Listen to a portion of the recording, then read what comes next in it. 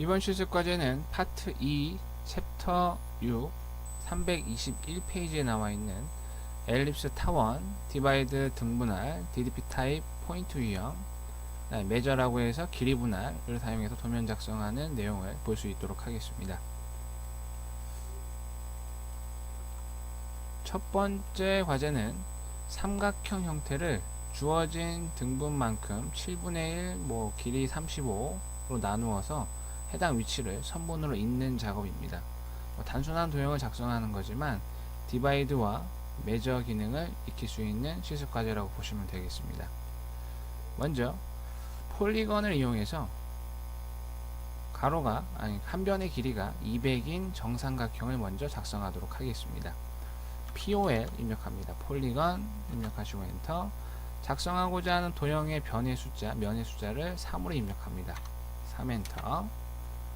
모서리 길이값 200을 입력해야 하므로 옵션 엣지, 모서리 옵션을 선택해 주시거나 2를 입력하고 엔터합니다.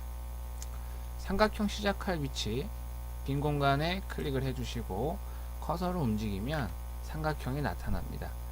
직교 모드가 풀려 있으면 오프 상태이면 지금과 같이 나오게 되고, 온으로 되어 있으면 지금처럼 반듯하게 방향 위치를 정하실 수가 있게끔 나타나게 됩니다. 커서를 우측으로 해서 반듯하게 그리실 수 있도록 하시고, 우측 진행한 상태로 삼각형 한 변의 길이 200을 입력하고 엔터합니다. 삼각형은 작성이 됐고요. 이거를 분해해서 디바이드를 하고 메저를 하도록 하겠습니다. 익스플로이드 X 엔터합니다. 폴리건으로 그렸기 때문에 폴리라인이죠. 선택 엔터, 분해를 하시고, 다음 작업은 디바이드로 먼저 7분의 1씩 표시를 하도록 하겠습니다. DIV를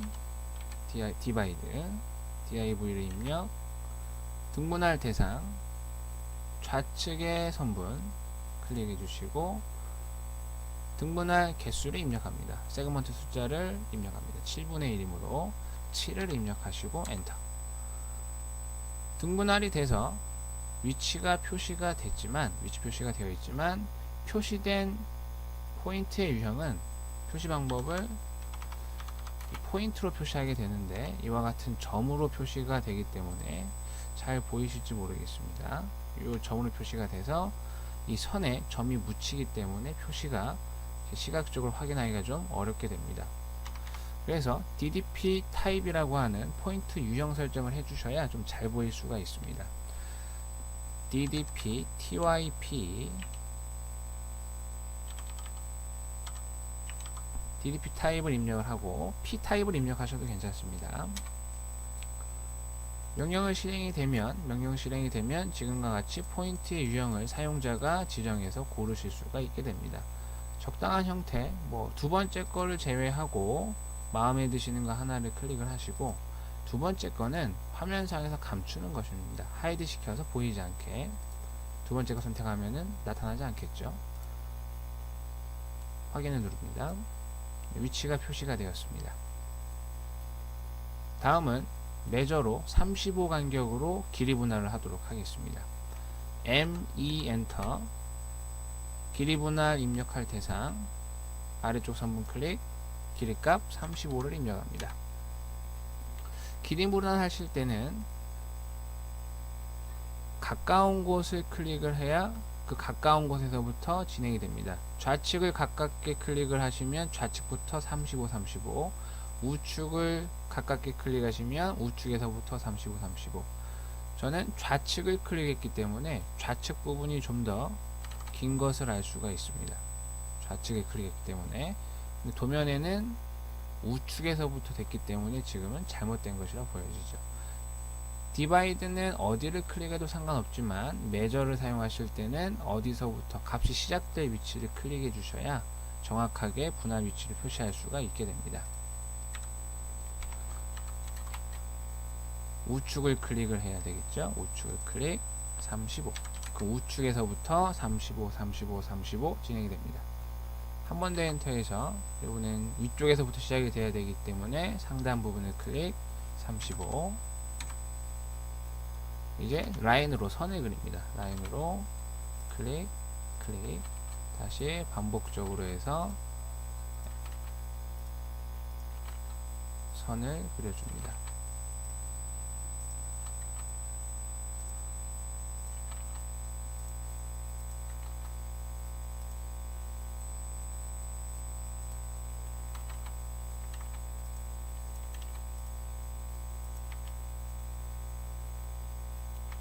이렇게 해서 디바이드 메저를 사용해서 위치를 표시한 후에 해당 위치를 추적해서 선분을 그리고 작업하는 과정을 살펴보셨습니다.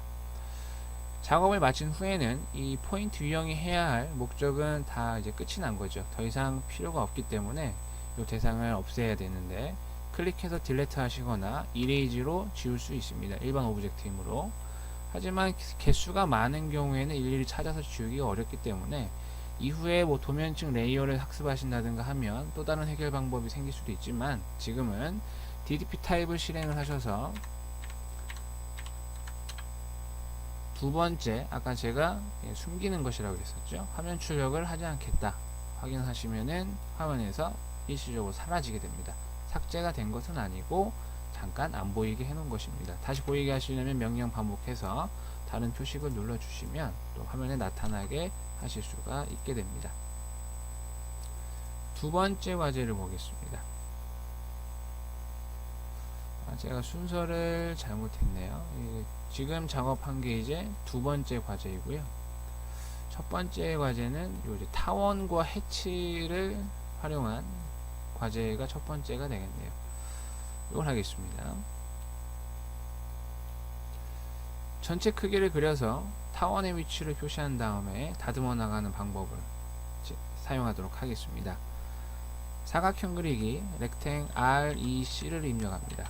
시작점을 클릭을 하시고 골뱅이 가로 길이가 160, 세로 길이는 110으로 나와 있습니다. 160에 110. 이 역시 익스플로이드로 분해를 하시고요. 선택해서 엔터, 분해를 합니다. 먼저 모서리 부분을 표시해 보도록 하겠습니다. 필렛을 해보겠습니다. 타원부터 그리는 게 순서상 좀 더 좋을 것 같습니다. 타원 왼쪽에 있는 것부터 좌측에서 38만큼 떨어져 있고요. 아래쪽에서 45만큼 떨어져 있습니다. 옵셋 38. 모든 타원의 위치를 한 번에 표시해 놓으실 수도 있겠지만 나중에 좀 혼동이 될 수가 있기 때문에 하나씩 하도록 하겠습니다. 타원을 그리기 위해서 뭐 다양한 방법이 있지만 긴 쪽 위치, 그 다음에 짧은 쪽 위치를 표시를 하면 뭐 어렵지 않게 그리실 수 있습니다. 중심에서부터 옵셋 30, 위쪽으로 10, 우측으로 그리습니다. 타원 그리기 엘립스 2L을 실행하시고 2L 엔터. 중심과 타원이 지나는 양 끝을 표시해 놨습니다. 그래서 중심 옵션을 사용합니다. C를 입력하시거나 옵션을, 해당 옵션을 클릭, 중심을 클릭을 하시고 짧은 쪽이든 긴 쪽이든 순서는 상관없습니다. 클릭, 클릭. 삭제하겠습니다. 필요 없는 선분은 삭제. 두 번째 타원 55에 아래쪽에서 60입니다.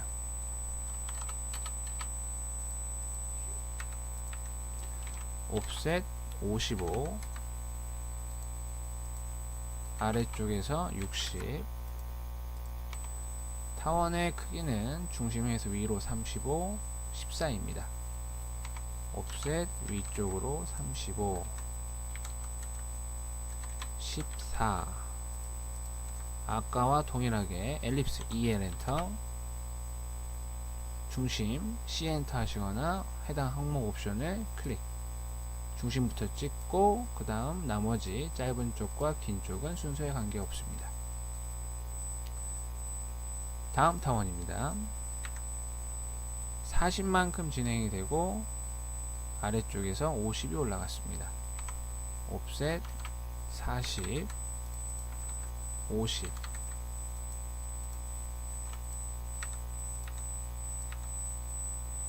타원의 크기 짧은 쪽은 5만큼 진행이 됐고요. 긴 쪽은 35입니다. 옵셋 35에 5, 엘립스 2에 옵션 C, 중심을 먼저 클릭을 하시고 짧은 쪽, 긴 쪽.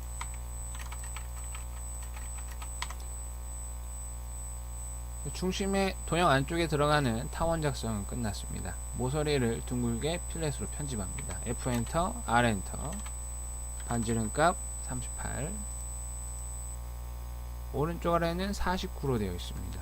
R 값 필렛에서 R 엔터 49. 우측 상단은 37로 되어 있습니다. 다시 명령 반복. R 값 37. 좌측 상단은 55입니다. R 값 55. 모서리 네 군데는 필렛으로 해서 작업을 끝냈습니다. 제가 딸이 둘이 있는데 엄청 떠드네요. 죄송합니다. 다음부터는 주의를 시켜놓고 녹화를 할 수 있도록 하겠습니다.